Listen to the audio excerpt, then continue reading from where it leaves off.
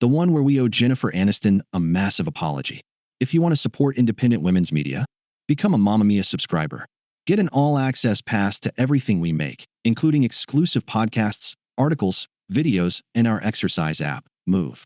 The 2000s were dominated, from my memory at least, by three things.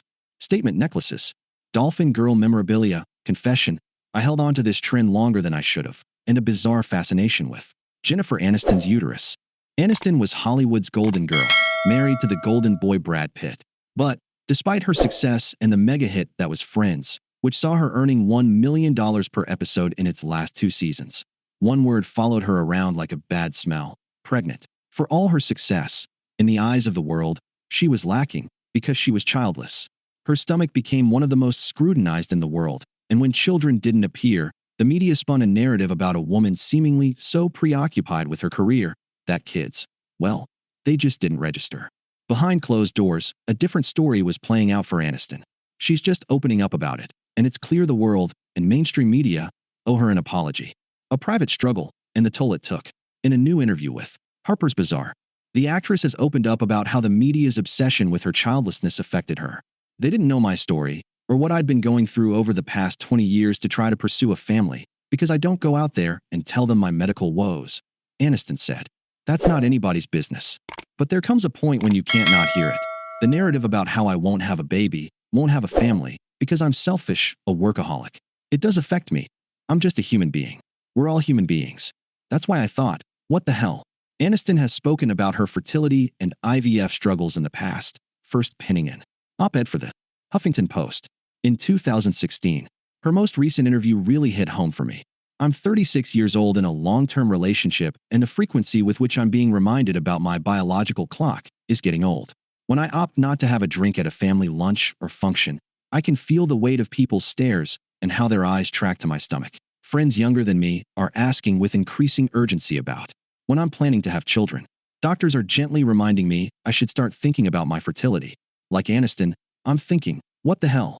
I've written before about how I'm more uncertain about having kids now than I was at 20, so I'm not going to harp on about it. This is an extremely personal decision reserved for myself and my wonderful boyfriend.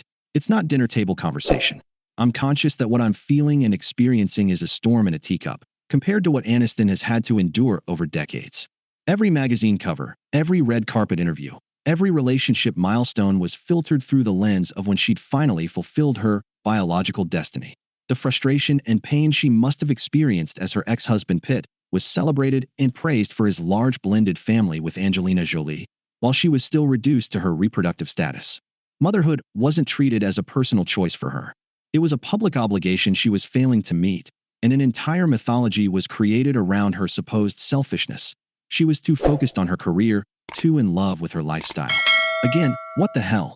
What we owe Aniston and women now. The 2000s were particularly brutal for this kind of speculation, but the underlying attitudes still persist today.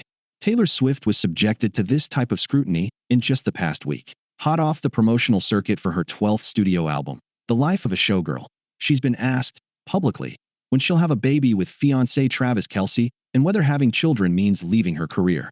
A line of questioning quickly shut down and branded shockingly offensive by Swift. Aniston says she feels less need to correct false narratives as she gets older, and that the ship has sailed on her having children. She insists she has zero regrets about her life. She doesn't owe us this revelation, but by sharing her truth, she's done something powerful. She's spoken up not just for herself, but for every woman who has endured similar scrutiny. Her candor reminds us that behind every selfish career woman headline is a real person with real struggles we know nothing about. Behind every biological clock story is someone who might be fighting battles we can't see. Behind every judgment about a woman's reproductive choices is a human being whose worth extends far beyond her ability or desire to have children. Aniston's willingness to go on record is a gift to women everywhere who have been reduced to their reproductive status. We may not be able to undo the damage of those 20 years of speculation, but we can honor her honesty by doing better. We can stop asking women when they're having children. We can stop assuming we know their stories. We can stop treating motherhood as the ultimate measure of a woman's worth. We can respect a woman's right to choose. Thank you, Aniston, for your courage in speaking your truth. And thank you for reminding us it's never too late to examine our own complicity in the narratives that hurt women.